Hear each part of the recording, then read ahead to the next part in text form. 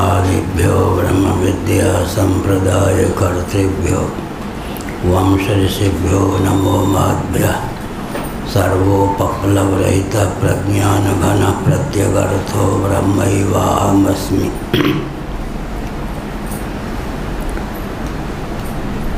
नामापिते च मधुरं मधुरं स्वरूपं कर्मापिते च मधुरं मधुरा स्मृतिश्च बुद्धिं प्रबोधय प्रभो मधुबोधशक्तिं विद्यां प्रयच्छ परमां परिभावयामि।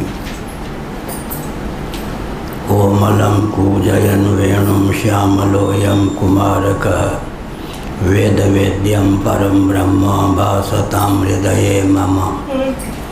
कूजन्तं राम रामेति मधुरं मधुराक्षरम् आरुह्य कविता शाखां वन्दे वाल्मीकिकोकिलं। निगमकल्पतरोर्गलितं फलं शुकमुखादमृतद्रवसंयुतं पिबत भागवतं रसमालयं मुहुरहो रसिका भुवि भावुकाः। तृणादपि सुनीचेन तरोरपि सहिष्णुना अमानिना मानदेन कीर्तनीय सदा हरि नारायणाखिल गुरो भगवन् नमस्ते शिवाय नमः शिवलिंगाय नमः।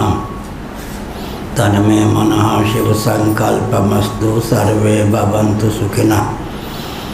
श्रीराम जय राम जय जय राम।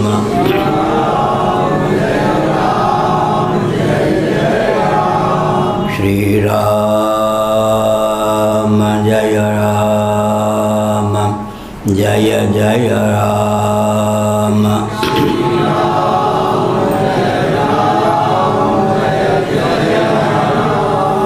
धर्म की अधर्म का प्राणियों में विश्व का गौ माता की गोहत्या भारत सर्वभूत हृदय धर्म सम्राट श्री स्वामी करपात्री जी महाराज की, श्री जगन्नाथ महाप्रभु की, श्री बलभद्र महाप्रभु की, भगवती सुभद्रा देवी की। हर हर महादेव। गोविंद जय जय गोपाल जय जय गोविंद जय जय गोपाल जय जय। राधा रमण हरि गोविंद जय जय राधा रमण हरि गोविंद जय जय। श्री कृष्ण गोविंद हरे मुरारे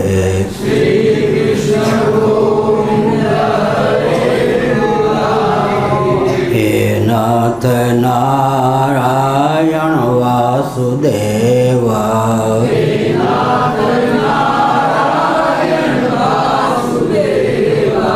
गोविंद जय जय गोपाल जय जय गोविंद जय जय गोपाल जय जय।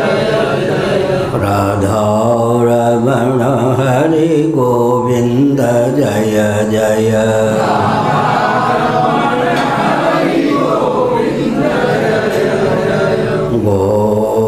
गोविंद जय जय गोपाल जय जय गोविंद जय जय गोपाल जय जय। राधा रमण हरि गोविंद जय जय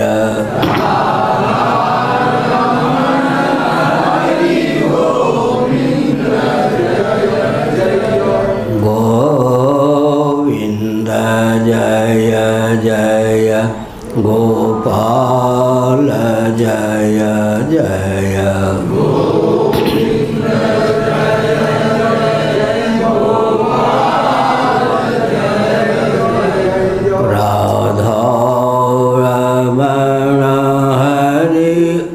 गोविंद जय जय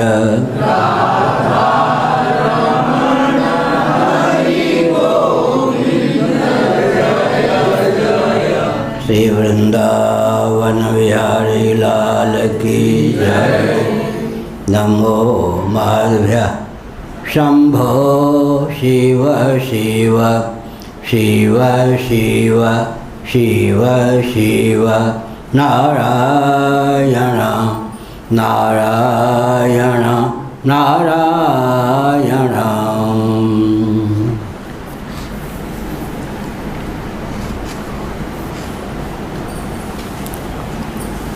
श्रीमद्भागवत सप्तम स्कंध अध्याय 10 श्लोक 29।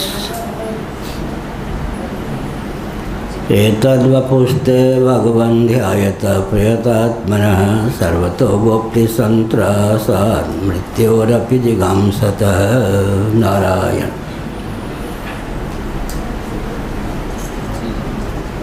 भक्त प्रवर प्रहलाद के सम्मुख भगवान नृसिंह विद्यमान हैं। श्री ब्रह्मा जी भी विद्यमान हैं। ब्रह्मा जी ने भगवान नृसिंह के सम्मुख अपने मनोभावों को व्यक्त किया।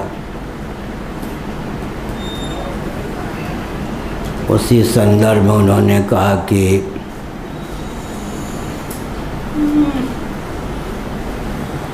हिरण्यकशिपु के पुत्र प्रहलाद,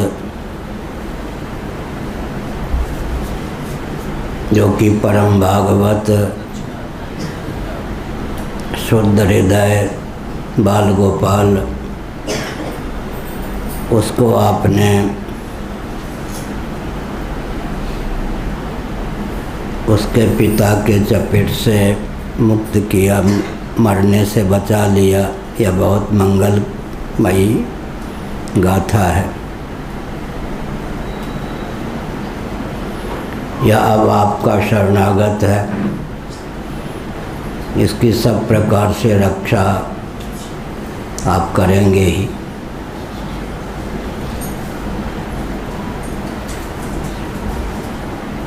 एतद्वपुस्ते भगवन् ध्यायतः प्रयतात्मनः सर्वतो गोप्तिसन्त्रासात् मृत्योरपि जिगांसतः। हे भगवान, यह जो आपका निसिंह रूप है, जो कोई इसका एकाग्र मन से चिंतन करेगा, ध्यान करेगा, वह सब प्रकार के भय से मुक्त रहेगा। भय भी उससे भयभीत होगा। कदाचित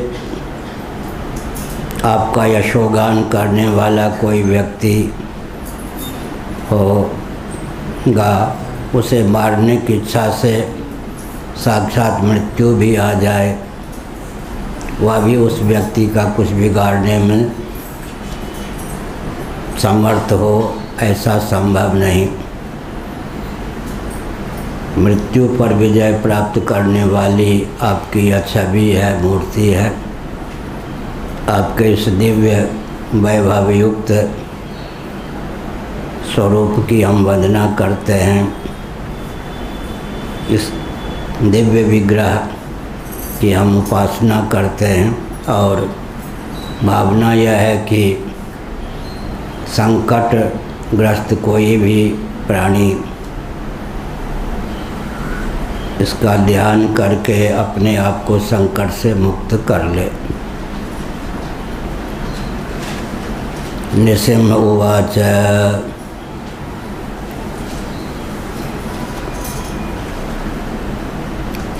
नृसिंह भगवान ने कहा, मैवं वरो असुराणां ते प्रदेय पद्म संभव वरः क्रूर निसर्गाणाम महीनाम अमृतम यथा।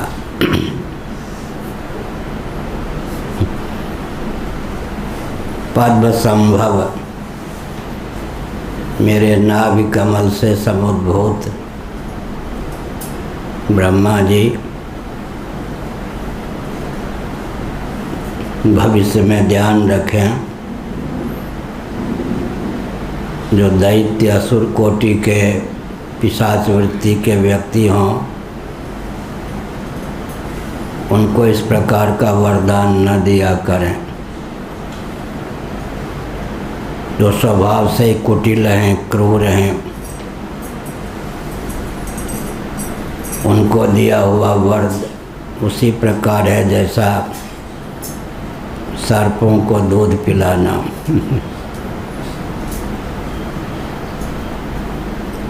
वरः क्रूर निसर्गाणाम महीनाम अमृतम यथा।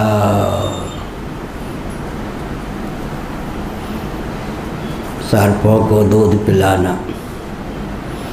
देवता का एक स्वभाव होता है, जो तप करता है व्यक्ति,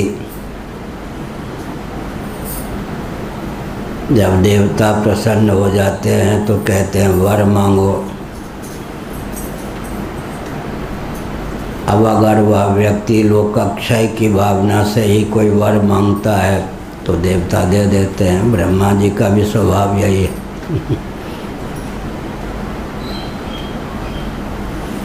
तो भविष्य में इस प्रकार वर न दें। दैवी संपत्ति संपन्न व्यक्ति थोड़ा सा भी तप करते हैं तो भगवान द्रवित हो जाते हैं, ब्रह्मा जी द्रवित हो जाते हैं। आश्री संपत्ति संपन्न व्यक्ति जगत के हित पर पानी फेरने की भावना से ही कोई वर मांगना चाहते हैं। बहुत परिश्रम करने के बाद उनको वर प्राप्त होता है, लेकिन वे वर को प्राप्त करके सर्प को दूध पिलाने के समान अत्यंत उन्मत्त होकर विश्व के हित पर हितैषी महान भावों पर ही आघात करते हैं। सर्प को दूध पिलाने के समान दैत्य कोटि के जो व्यक्ति हैं, असुर भावापन्न हैं, उनको भविष्य में इस प्रकार वरदान न दिया करें। ब्रह्मा जी क्या करते, उन्होंने सुन लिया। ये यथा माम प्रपद्यन्ते ताम तथैव भजाम्यहम्। भगवान का भी यह कथन है ही।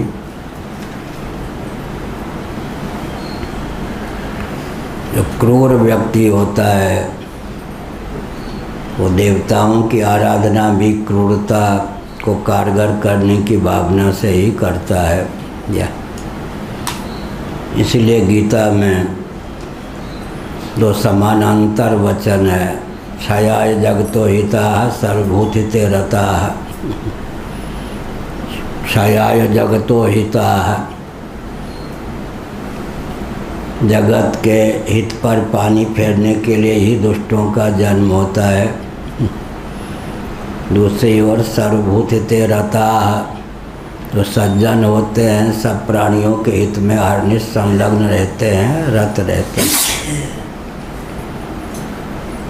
प्रयास यह करना चाहिए कि हम सबके हितैषी हों, हितज्ञ हों, हित करने में तत्पर हों और समर्थ हों।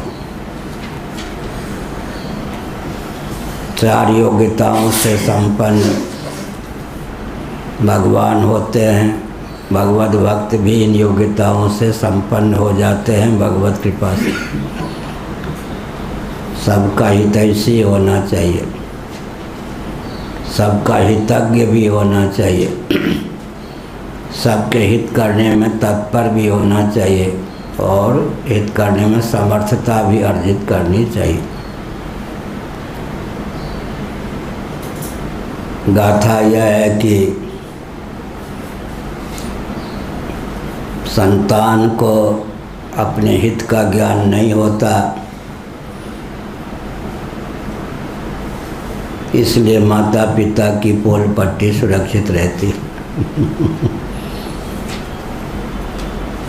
हित हमार सियपति सेवकाई सो हरिलीन मात कुटलाई। भरत जी को राज्य देने के लिए कैकेयी ने षड्यंत्र किया।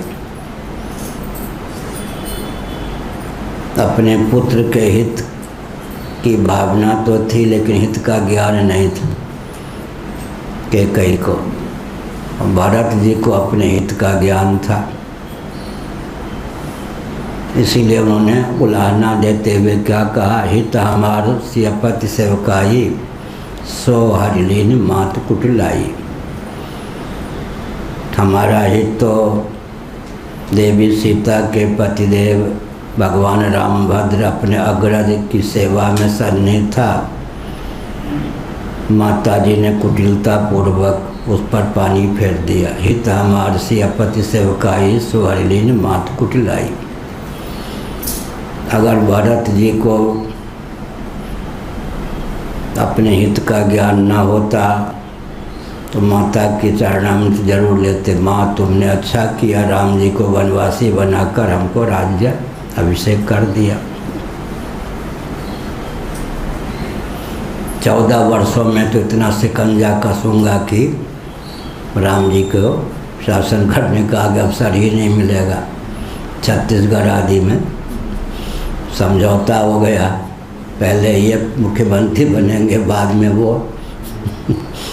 पहले जिसको अवसर दिया उसने ऐसा शिकंजा कसा कि दूसरे का नंबर ही नहीं आएगा। लेकिन भरत जी को अपने हित का ज्ञान होने के कारण वो रो पड़े। हित हमार सियपति सेवकाई। हितैषणी तो थी माँ, लेकिन हितज्ञा नहीं थी।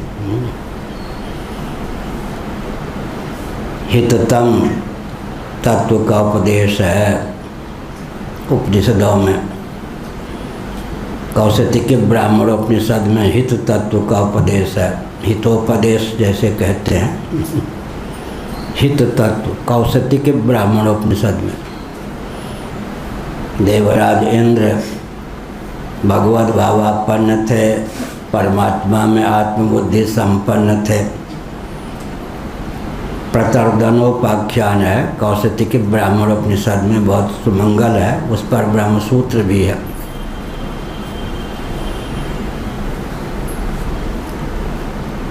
प्रतर्दन बड़े प्रतापी राजा थे। मर्त्यलोक पर विजय प्राप्त करने के बाद देवराज इंद्र के लोक पर ही उन्होंने दावा बोल दिया। दिव्य गति भी थी, दिव्य क्षमता, शक्ति से संपन्न थे। देवराज इंद्र बड़े कुशल हुए, होते भी हैं। उन्होंने सोचा कि अगर मैं युद्ध की चुनौती स्वीकार करता हूँ, प्रतर्दन को पराजित भी कर देता हूँ, तो एक मनुष्य पर देवराज इंद्र होकर विजय प्राप्त कर लेने पर मेरा कोई उत्कर्ष तो नहीं होगा। कहीं पराजित हो जाऊंगा तो मुंह दिखाने योग्य नहीं रहूँगा। इसीलिए उन्होंने बुद्धि कौशल का परिचय दिया। किसी भी मनुष्य को देवता को तिरस्कृत करने का प्रयास भी नहीं करना चाहिए। मान लो कोई आचार्य का तिरस्कार करता है तो अपना ही तिरस्कार करेगा। ऐसे कोई देवी देवता का तिरस्कार करता है तो उलट कर उसी का तिरस्कार होगा। जो मर्यादा है आचार्य पीठ की, देवताओं की, उसको समझकर उसके संरक्षण में सहभागिता का परिचय देना चाहिए। देवराज इंद्र ने कहा कि तुम्हारे इस पराक्रम से ही मैं प्रमदित हूँ। मर्त्य लोक का मनुष्य होकर, मर्त्य होकर भी तुमने हम पर धावा बोलने का, हमसे जूझने का साहस किया। इस साहस पर मैं प्रसन्न हूँ। वर मांग लो। प्रतर्दन को समझ में आ गया कि हमने भूल की। देवराज इंद्र को पराजित करने का अर्थ क्या हुआ? अपने अस्तित्व को ही पराजित करना हुआ। देवता तो पूज्य होते हैं, उनको मुक्ति देने का प्रयास नहीं करना चाहिए। प्रतर्दन बहुत अच्छे निकले। उन्होंने कहा कि मन में सोचा कहीं मैं वरदान मांगूं, वो वरदान ही मेरे लिए अभिशाप न सिद्ध हो जाए।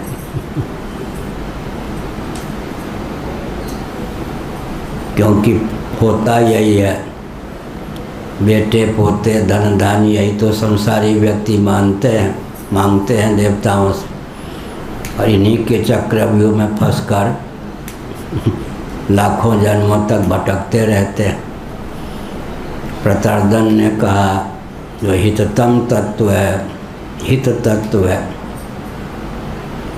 हित हरिवंश जी हुए हैं वृंदावन में। तो महाराज कहते थे पूज्य गुरुदेव जो हिततम तत्व है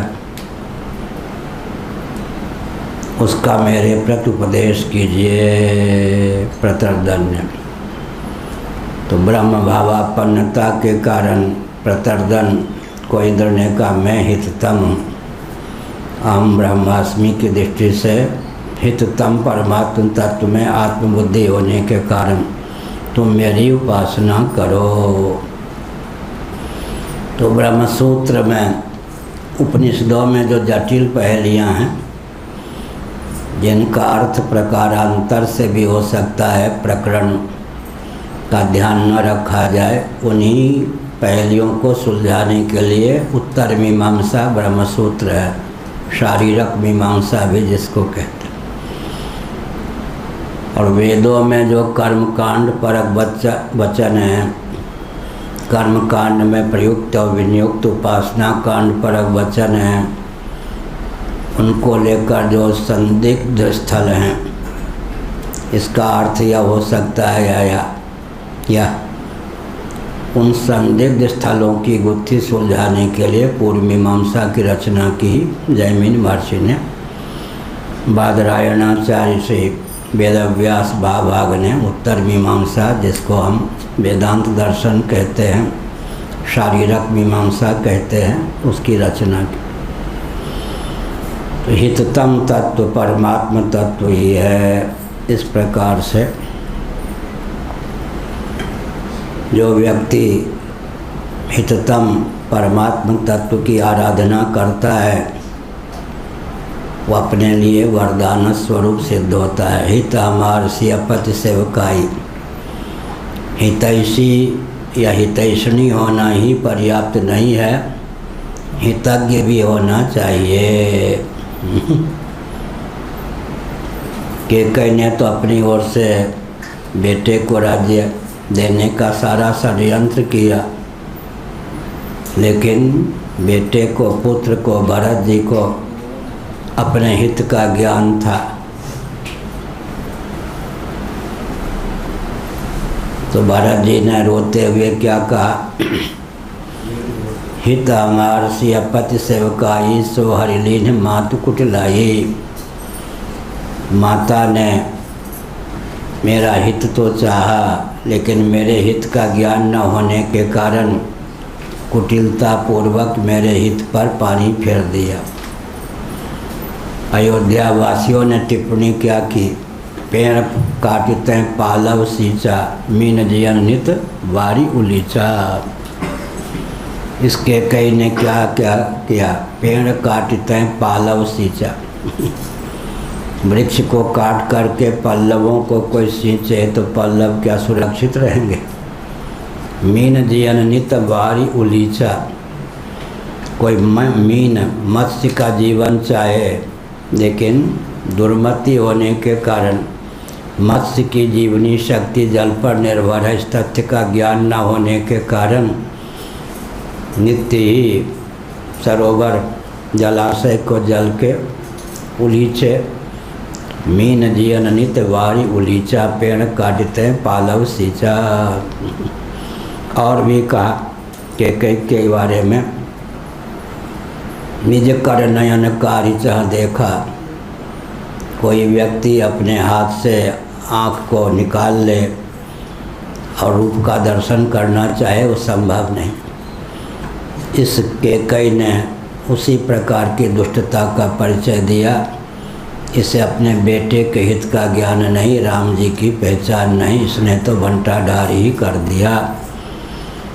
तो माता पिता हर प्रकार से बच्चे प्रसन्न रहें, उदर भरे सो पेट पाठ सिखावे, खाओ पियो मौज करो। आजकल हम कहते हैं 6 महीने से आप निरीक्षण करना चाहिए कि किस कोटि का मैं स्वयं हूँ। हर व्यक्ति को लूटो पीटो मौज करो। तमोगुणी जो होते हैं लूटो पीटो मौज करो, डाका डालते हैं, चोरी करते हैं, उत्पीड़ित करके लोगों का धन अपहरण करते हैं। लूटो पीटो मौज करो, ये तमोगुणियों का स्वभाव होता है। जो रजोगुणी होते हैं वो खाओ पियो मौज करो, प्राय इसी धारा में चल पड़ते हैं, माता पिता चला देते हैं। लूटो पीटो मौज करो, खाओ पियो मौज करो। जो सात्विक होते हैं जियो और जीने दो। जो गुणातीत होते हैं शुद्ध सात्विक होते हैं, उनकी मान्यता क्या होती है? सबका प्रिय सबका हितैषी होकर जीवन यापन करो, सबके प्रिय सबके हितकारी। आत्मनिरीक्षण करना चाहिए कि मैं किस कोटि का हूँ। लूटो पीटो मौज करो वाला हूँ क्या? दुर्गति होगी। मैंने कहा था पाठ में 3 प्रकार पर ध्यान देना चाहिए। ऊपर प्रभु, बीच में प्रभु प्रेमी, नीचे प्रारब्ध। ग्रंथि बंधन न करे, मांगत में सकुचाए, तिनके पीछे हरि फिरे, कहीं भूखे न रह जाए। प्रभु नहीं चूकने वाले हैं, वो तो योगक्षेम वहन करेंगे। प्रभु के जो प्रेमी हैं वो भी भरण पोषण करेंगे ही। प्रभु प्रेमी जो होते हैं वो दूसरे प्रभु प्रेमियों के लिए सुख सुविधा प्रदान करने का सतत प्रयास करते हैं। नीचे प्रारब्ध, तुलसीदास जी ने तो एक का नाम लिया पहले। प्रारब्ध ने नौ तो दियो भजलो श्री रघुवीर। किसी को एक दिन के लिए निमंत्रण हो तो घर में चूल्हा नहीं जताता। तुलसीदास जी ने का पूरे जीवन भर के लिए प्रारब्ध ने निमंत्रण दे रखा है। क्या प्रारब्ध ने नौ तो दियो भजले श्री रघुवीर, क्या अभिप्राय? भजन को प्रारब्ध पर छोड़े या भोग को प्रारब्ध पर छोड़े या दोनों के लिए हाथ पांव चलावें। सामान्य व्यक्ति होते हैं वो दोनों के लिए हाथ पांव चलाते हैं। अब अगर ऐसी स्थिति हो जाए कि भजन को प्रारब्ध पर छोड़ें या भोग को प्रारब्ध पर छोड़ें, तो भजन को प्रारब्ध पर न छोड़ करके भोग को ही प्रारब्ध पर छोड़ दें। बाबा लोग हम लोग उसी में हैं। भजन को न छोड़ें, इसलिए भोग और भजन हमारे यहाँ तो व्यवहार के लिए होता ही नहीं है। परमार्थ की सिद्धि के लिए व्यवहृति है, व्यवहार है। यत् करोसि यदश्नासि यत् जुहोसि ददासि यत् तपस्यसि कौन्तेय तत्कुरुष मदर्पणम्। श्रीमद्भागवत एकादश स्कंध में तदर्थे खिल चेष्टितम। हमने कई बार यहाँ संकेत किया। आस्तिक सनातनी जो होते हैं भगवदर्थी, उनकी सारी व्यवहृति होती है, भगवान के लिए ही उनका सारा व्यवहार होता है। भगवान को योग निद्रा सुलभ करा करके सोते हैं, भगवान को जगाने के लिए जगते हैं, भगवान को स्नान कराने की भावना से स्नान करते हैं। उनके यहाँ भोजन बनता है तो भगवान को भोग लगाने की भावना से। सब कुछ तदर्थ ही होता है। तदर्थे खिल चेष्टितम। श्रीमद्भागवत एकादश स्कंध। तो गीता में यत् करोसि यदश्नासि यत् जुहोसि ददासि यत् तपस्यसि कौन्तेय तत्कुरुषु मदर्पणम्। यतः प्रवृत्तिर्भूतानां येन सर्वविदं ततं स्वकर्मणा तमभ्यर्च्य सिद्धिं विन्दति मानवः।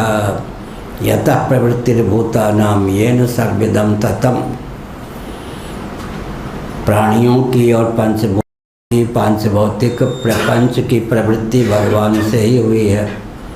यतः प्रवृत्तिर्भूतानां येन सर्वविदं ततं, जिससे यह सब पटा हुआ है, व्याप्त है। भगवान सर्वत्र हैं, सर्वरूप हैं, सर्वगत हैं। यतः प्रवृत्तिर्भूतानां येन सर्वमिदं ततं स्वकर्मणा तमभ्यर्च्य सिद्धिं विन्दति मानवः। वर्णाश्रमोचित कर्मों का उनके प्रति समर्पण करके व्यक्ति सिद्धि प्राप्त करता है। शास्त्र विधि का परित्याग कर लेगा तो न स सिद्धिमवाप्नोति न सुखम न पराम गतिम। यह शास्त्र विधि मुत्सृज्य वर्तते काम कारतः न स सिद्धिमवाप्नोति न सुखम न पराम गतिम। न स सिद्धिमवाप्नोति न सुखम न पराम गतिम। सिद्धि और सुख को मिला दें तो अभ्युदय हो जाता है। पराम गति का नाम है निश्रेयस, भोग और मोक्ष। अभ्युदय और निश्रेयस भगवदर्थ कर्मों के द्वारा ही संभव है, अन्यथा नहीं। यत् करोसि यदश्नासि यत् जुहोसि ददासि यत् तपस्यसि कौन्तेय तत्कुरुषु मदर्पणम्। भगवदर्थ ही संपूर्ण चेष्टा हो, जीवन हो। तदर्थे खिल चेष्टितम, भगवदर्थ ही सारी चेष्टा हो, भगवत प्रीत्यर्थ ही सारी चेष्टा हो, यह अभिप्राय। लेकिन ब्रह्मा जी, हमने देवताओं के स्वभाव का अंकन किया। ब्रह्मा जी को क्या कह दिया भगवान ने? नृसिंह भगवान ने कहा, मैवं वरोऽसुराणां ते प्रदेय पद्म संभव। कमल से समुद्भूत, उधर पद्मा लक्ष्मी जी भी कमल से समुद्भूत हैं। पद्म वन में रहती हैं। ब्रह्मा जी भी पद्म संभव हैं, भगवान के नाभि कमल से समुद्भूत हैं। पृथ्वी का नाम पद्म है महाभारत में। नीचे से विचार करें तो पृथ्वी का नाम पद्म है, फिर जल का नाम पद्म है। वो विषय कठिन न हो जाए इसलिए। तो नृसिंह भगवान ने कहा, असुरों को इस प्रकार का वर मत दिया करो ब्रह्मा जी, आपके लिए भी सर दर्द हो जाए। हमें भी बार बार अवतार लेना न पड़े, इसलिए अपना सर दर्द मत बोलो। मैवं वरोऽसुराणां ते प्रदेय पद्म संभव। हमने तुलनात्मक दृष्टि से गीता का 2 वचन उद्धृत किया। क्षयाय जगतो हिताः, जगत के हित पर पानी फेरने के लिए ही दुष्टों का जन्म होता है। और सर्वभूते रताः, संपूर्ण प्राणियों के हित में रत रहने वाले सज्जन होते हैं। संपूर्ण प्राणियों के हित पर पानी फेरने वाले दुर्जन होते हैं। स्वभाव से ही दोनों प्रकार के व्यक्ति सृष्टि में होते हैं। कभी वर्चस्व किसी एक का हो जाता है। दोनों आवश्यक हैं। दुष्ट न हो तो सज्जनों की सज्जनता पूर्ण रूप से अभिव्यक्त कैसे हो? हाँ, दुर्जन ही तो सज्जनों की सज्जनता को अभिव्यक्त करते हैं। मानो सज्जनों की सज्जनता ही दुष्टों की दुष्टता के रूप में उद्बुद्ध होती है।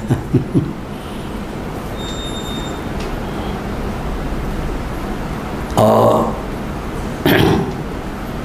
दुष्ट की जो दुष्टता है वो व्यक्त होगी किस पर? एक दुष्ट दूसरे दुष्ट को गाली देगा तब तक 4 चांटा दूसरा दुष्ट मार देगा। सज्जनों पर ही दुष्टों की दुष्टता कारगर होती है, और दुष्ट ना हो तो सज्जनों की सज्जनता का अभिव्यंजक कौन। इसलिए क्या सार निकला, दुष्ट जो है सज्जनों की अभिव्यक्ति में हेतु, सज्जन जो है दुष्टों की अभिव्यक्ति में हेतु है। दोनों मिलकर ही संसार चलता है। 16वां अध्याय। असुर कोटि के व्यक्ति भी होंगे, दैवी संपन्न भी व्यक्ति होंगे। कभी 19 कभी 20 की बात है, नहीं तो होंगे दोनों ही। असुरों को वरदाना इस प्रकार मत दिया करिए ब्रह्मा जी, आपके लिए भी सरदर्द, हमारे लिए भी सरदर्द। वरा क्रूर निसर्गाणाम अहीनाम अमृतम यथा, सर्पों को दूध पिलाने के समान दुष्टों को क्रूर जो व्यक्ति है, निसर्ग प्रशिक्षण के बल पर दुष्टता, निसर्ग सिद्ध दुष्टता, संकेत में ही कह रहा हूँ।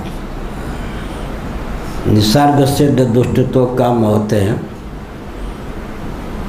कोई तंत्र प्रशिक्षण सिद्ध दुष्ट बहुत बना देते हैं। क्या प्रशिक्षण सिद्ध दुष्टता, एक निसर्ग सिद्ध दुष्टता। दुष्ट के 2 भेद होते हैं, जन्मजात दुष्ट कोई होता है, शिशुपाल आदि, कोई प्रशिक्षण के बल पर दुष्ट हो जाता है, संसर्ग के कारण, दुस्संग के कारण। ऐसा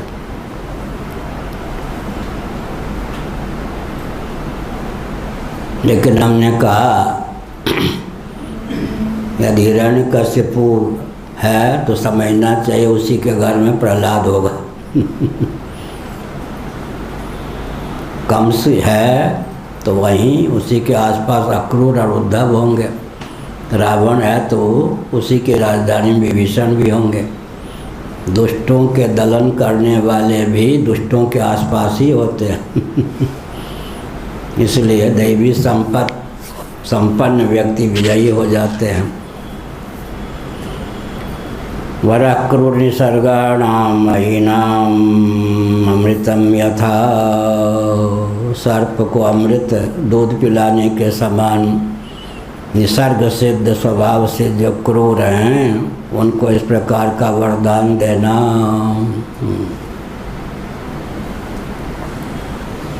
नारद उवाच, अब नारद जी क्यों चुके हैं, उन्होंने कहा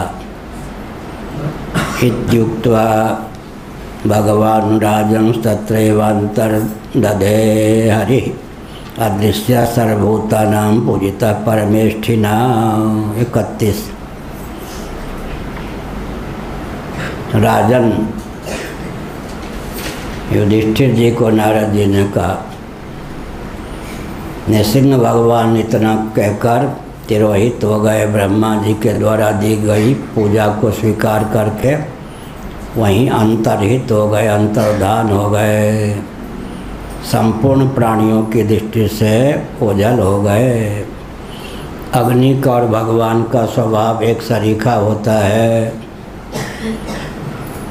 आहुति ग्रहण करती हुई आग उच्छलित रहती है, उद्दीप्त रहती है।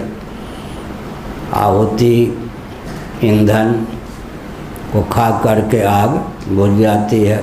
इसलिए अग्नि को क्या कहा, स्वपर विरोधी। कहाँ कहा, श्रीमद् भागवत में। स्वपर विरोधी वेदांत के ग्रंथों में कई तत्व हैं। ओले जो होते हैं कृषि को नष्ट करके स्वयं भी, अनाज को नष्ट करके स्वयं भी नष्ट हो जाते हैं। उष्ण तवे पर जो पानी का छींटा देते हैं वो पानी का छींटा भी स्वपर विरोधी, तवे की गर्मी को शांत करके स्वयं भी वो पानी शांत हो जाता है।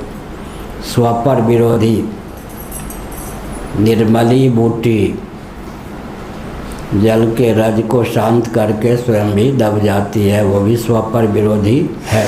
निर्मली बूटी स्वपर विरोधी। तो अग्नि का समान ही भगवान का स्वभाव है। झटपट वर दे दिया और अंतर्हित हो गए, तिरोहित हो गए। यही नृसिंह भगवान ब्रह्मा जी आदि थे ही, भगवान विष्णु के अवतार नृसिंह जी ने बस क्या किया, अपने आप को तिरोहित कर लिया प्रहलाद जी की दृष्टि के सामने। ब्रह्मा जी के द्वारा दी गई पूजा को स्वीकार कर लिया उन्होंने। पूजिता परमेष्ठिना, परमेष्ठी पितामह ब्रह्मा जी के द्वारा पूजित हुए, वहीं शांत भी हो गए, अंतर्धान हो गए। वर देने के बाद देवता तिरोहित हो जाते हैं, अंतर्हित हो जाते हैं। अंतर्हित हो जाते हैं माने जिसको वर देते हैं उसी के हृदय में अंतरात्मा होकर पुनः सन्निहित रहते हैं। यह हुआ भगवान, हमारे भगवान अवतार लेते हैं। कई बार हमने संकेत किया,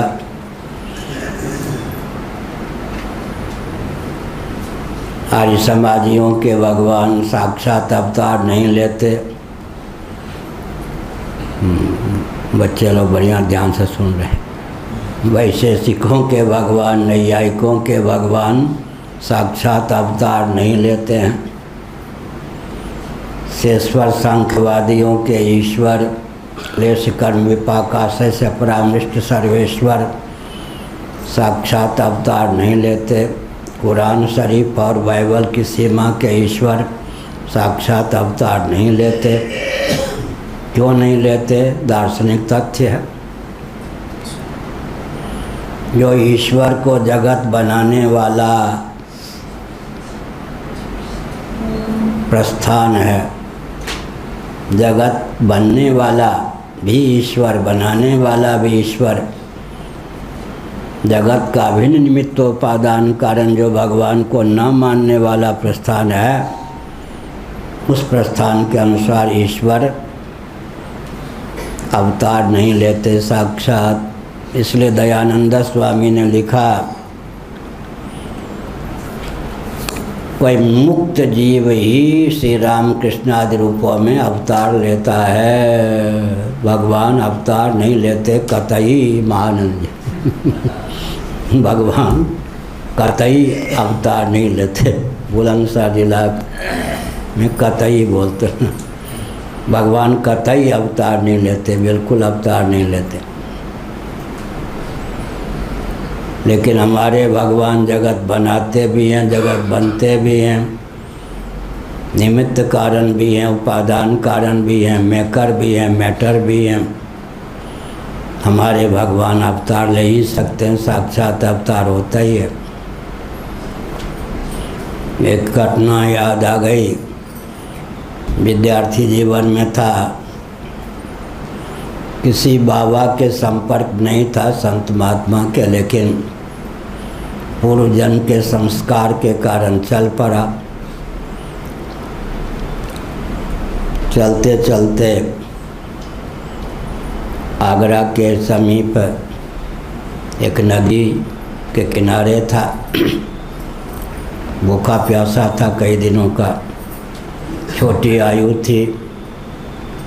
जिस गांव में जाऊं, जनेऊ तो लटका हुआ था ही, कुछ लोग पागल समझे कि ईंट पत्थर फेंकें, कुछ बच्चे हू करके धूल फेंकें, कुछ समझें कि ये गुप्तचर होगा, कुछ समझें पाकिस्तान आदि की ओर से कुछ गुप्तचरी करने वाला होगा, कुछ समझें पागल होगा। तो रात्रि का समय था, कोई नदी, रेलगाड़ी इधर से उधर आवे जावे, घोर अंधकार। वहाँ एक जगह फंस गया, ये आगरा के पास।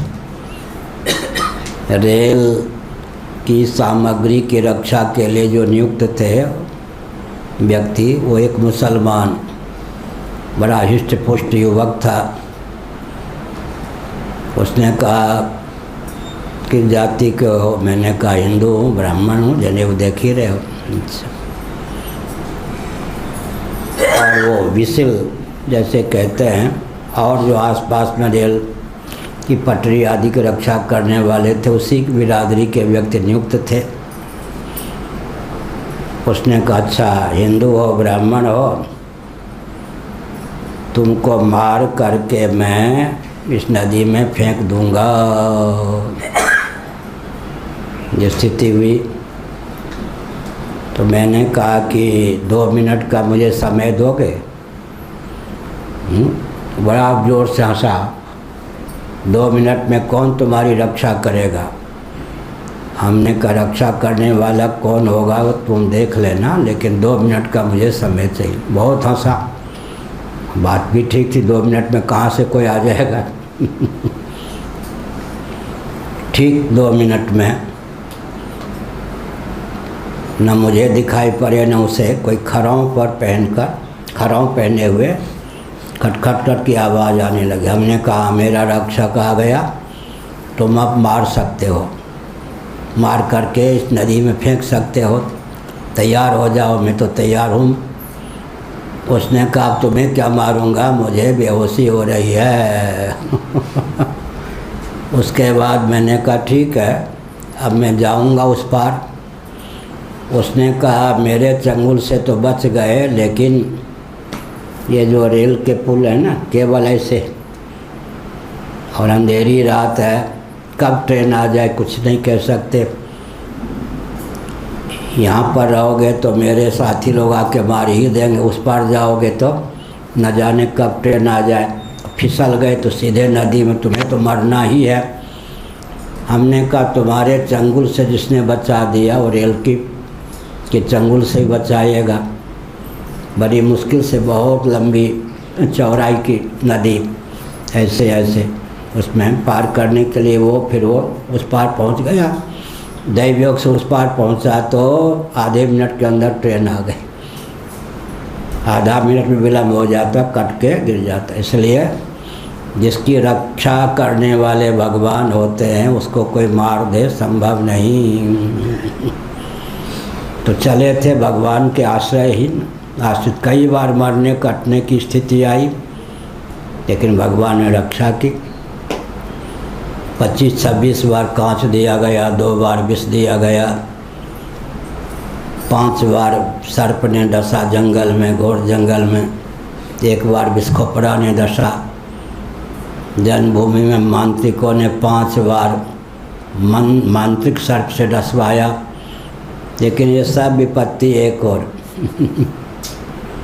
भगवान जिससे जो करवाना चाहते हैं करा के रहते हैं। इसलिए संसार है तो भगवान के समाश्रित होकर चलते रहना चाहिए।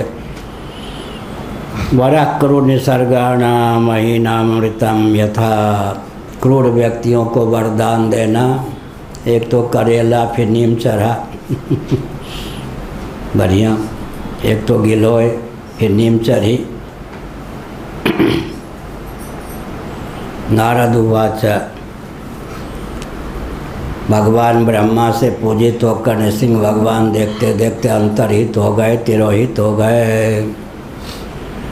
ततः संपूज्य शिरसा ववंदे परमेष्ठिनम भवम प्रजापतिं देवान् प्रहरादो भगवत्कला। 32वां। इसके पश्चात भक्त प्रबल प्रहलाद ने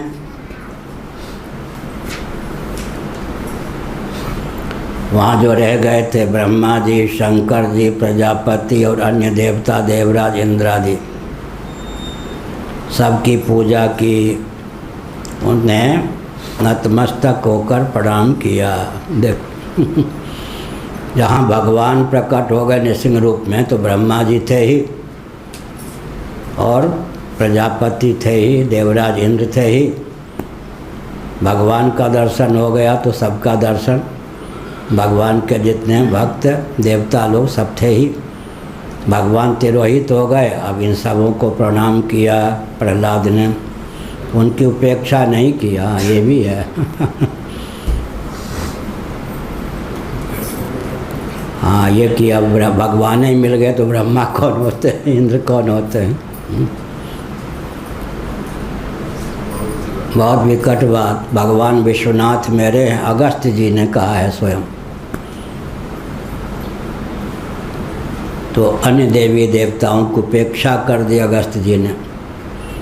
परिस्थिति आई कि दक्षिण भारत में टंग गए, आ ही नहीं सकते। विंध्य फिर ऐसे हो जाएगा। तो वहाँ काशी खंड स्कंद पुराण आदि में लिखा है, अन्य देवी देवता को न गिनने के कारण भगवान ही हमारे सब कुछ हैं, फिर और कौन होते। अब कोई इनको न गिने इनको न गिने तो ये विघ्न नहीं डालेंगे, लेकिन हम कभी प्रसन्न होंगे क्या? संभव ही नहीं। कुछ लोग होते हैं, शंकराचार्य मेरे परिचित हैं, तो सचिव कौन होते, ये कौन होते, वो समझते नहीं। बहुत सारे लोग होते हैं, बहुत ऐसे लोग होते हैं, लेकिन वो नहीं समझते कि ये कोई वेतन भोगी हैं क्या। ये सब भगवत प्रदत्त ऋषि मुनि इन रूपों में हैं, सेवा के लिए आए हैं, इतिहास उज्जवल बनाने के लिए आए हैं। तो अगस्त जी जैसे महापुरुष भी कि भगवान विश्वनाथ मेरे हैं, तो औरों को क्या गिनूं। स्वयं उन्होंने खेद प्रकट किया है, इस अपराध के कारण काशी तो मुझसे छूट गई। इसलिए हमने संकेत किया। भगवान तिरोहित हो गए, लेकिन ब्रह्मा जी थे, प्रजापति थे, और भी देवता थे, उन सब की पूजा की, मस्तक नवा करके उन्हें प्रणाम किया। किन्होंने? प्रहलाद ने। ये नहीं कि उपेक्षा की।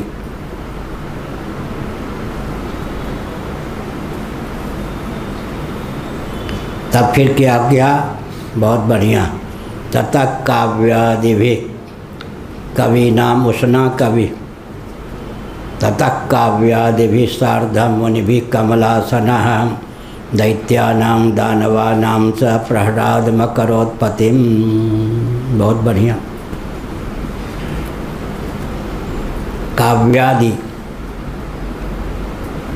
कवि नाम उष्णा कवि, काव्य ही नाम यहाँ पर है।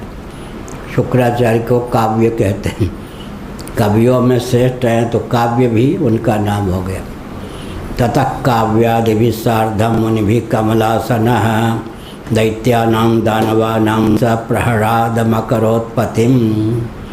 शुक्राचार्य आदि मुनियों के साथ ब्रह्मा जी ने, यहाँ बृहस्पति जी का नाम नहीं है, शुक्राचार्य,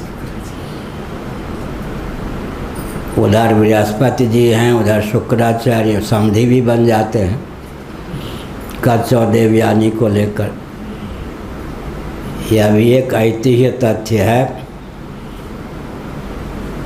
प्रवृत्तिम च निवृत्तिम च जनानाम असुरा, हाँ बैठ जाओ, न विदुः प्रवृत्तिम च निवृत्तिम च।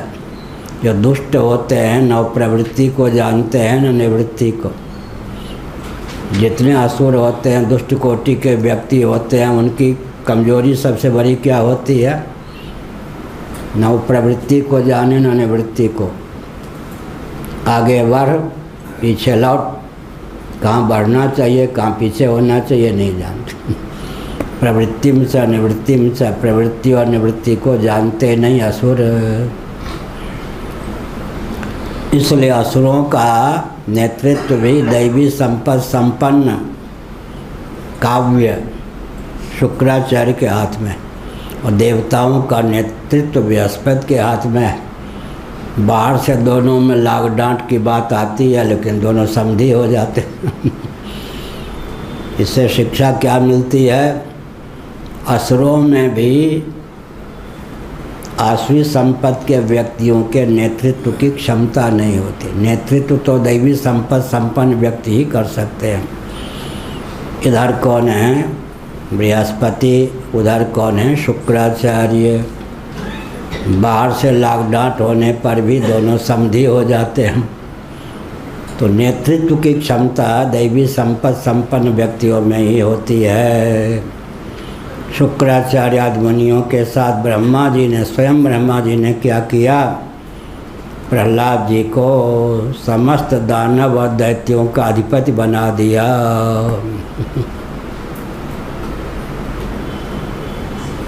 क्या हुआ? अपने पिता की दुर्नीति के आगे घुटना नहीं टेका प्रहलाद जी ने। संबंध का भी निर्वाह किया, सिद्धांत का त्याग नहीं किया संबंध के नाम पर। जिस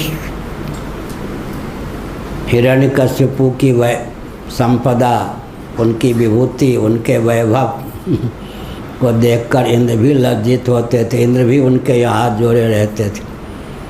उस संपदा का अधिपति तो प्रहलाद जी हो ही गए। ब्रह्मा जी ने स्वयं ही अभिषिक्त कर दिया, प्रतिष्ठित कर दिया। इससे भी सिद्ध होता है कि अधिक समय तक जो आसुरी कोटि के व्यक्ति होते हैं वो नेतृत्व नहीं संभाल पाते। अंत में उन्हीं के घर में कोई ऐसा निकल आता है जो दैवी संपत्ति का व्यक्ति शासन करने में दक्ष होता है। लेकिन योग वासिष्ठ में एक तथ्य उद्भासित है। प्रहलाद को भगवान ने राज्याभिषेक कर दिया, वहाँ तो भगवान ने ही गद्दी पर बैठा दिया। यहाँ ब्रह्मा जी आदि ने गद्दी पर बैठाया, राज्याभिषेक कर दिया। प्रहलाद जी ने समाधि लगा ली। योग वासिष्ठ में आया, प्रहलाद जी ने समाधि लगा ली तो अब मोदी जी जब समाधि लगा लेंगे राजा अगर समाधि लगा ले तो दुष्ट लोग समझे कि बस राजाधिराज तो समाधिस्थ हैं, लूटो पीटो मौज करो। पूजन भी करना चाहिए, आराधना भी करनी चाहिए, लेकिन हमारे गुरु भाई थे नंदलाल शास्त्री, बाद में हुए नंदनानंद सरस्वती, रामराज परिषद राजस्थान से वो क्या हो गए MP। जब कोई मिलने जाए, शास्त्री स्वामी क्या कर रहे हैं, शास्त्री जी क्या करे, भगवान का पूजन कर रहे। 7-7 घंटे पूजन चलता। कोई भक्त आ जाता तो पूजन करते समय 1 घंटा उसे मुंह भी लगा लेते, फिर पूजन कर रहे। दोबारा जीतने की बात ही नहीं।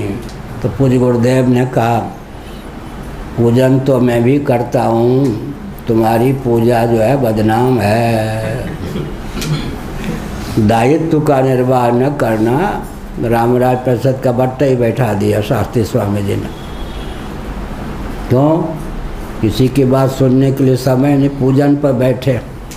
अब कोई गप लड़ाने आ जाए तो पूजन पर 1 घंटा बैठे भी हैं, बात भी कर रहे हैं, ये नहीं। तो प्रहलाद ने समाधि लगा ली।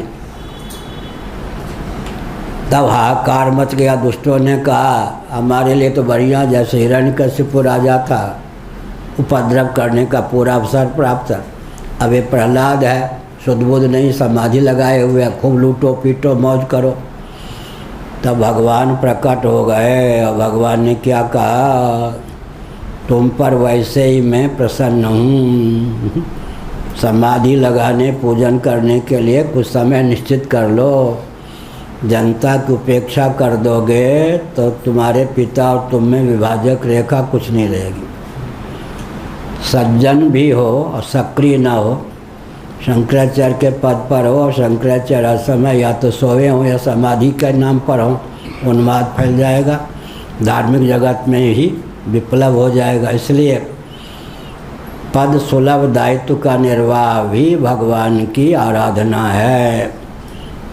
आराधना भी करें, लेकिन आराधना के नाम पर दायित्व का निर्वाह नहीं करेंगे तो भी उन्माद फैलेगा। सज्जनों के राज्य में उन्माद फैल सकता है। अगर सज्जन भगवान की आराधना में ही संलग्न हो गए, अपने दायित्व का निर्वाह नहीं किया तो। इसलिए भगवदर्थ, भगवत प्रीत्यर्थ दायित्व का निर्वाह भी करना चाहिए। श्री राम जय राम, जय जय राम। श्री राम जय राम, जय जय राम।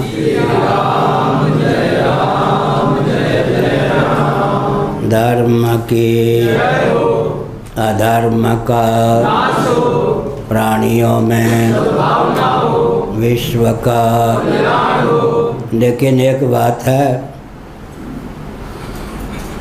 नौ वल्लभाचार्य जी थे कहाँ? बड़ोदरा में। मंच पर एक इंदिरा बेटी थी, वो भी अपने को वल्लभाचार्य मानती थी, हमको बहुत मानती थी। अब शरीर नहीं है उनका। उनमें से हमने और भी आचार्य थे, एक मध्वाचार्य जी को लिया उडुपी वाले, एक वल्लभाचार्य जी को लिया, ऐसे 2-3 आचार्यों को लिया और अकेले कमरे में मैं था शंकराचार्य के रूप में। हमने कहा का यह दायित्व, हम लोगों ने, क्या कह रहे हैं आप? हम लोगों का दायित्व दीक्षा देना, दक्षिणा लेना, घंटी रुला के पूजन करना, ये सब तो प्रधानमंत्री, राष्ट्रपति, रक्षा मंत्री, गृह मंत्री का दायित्व है।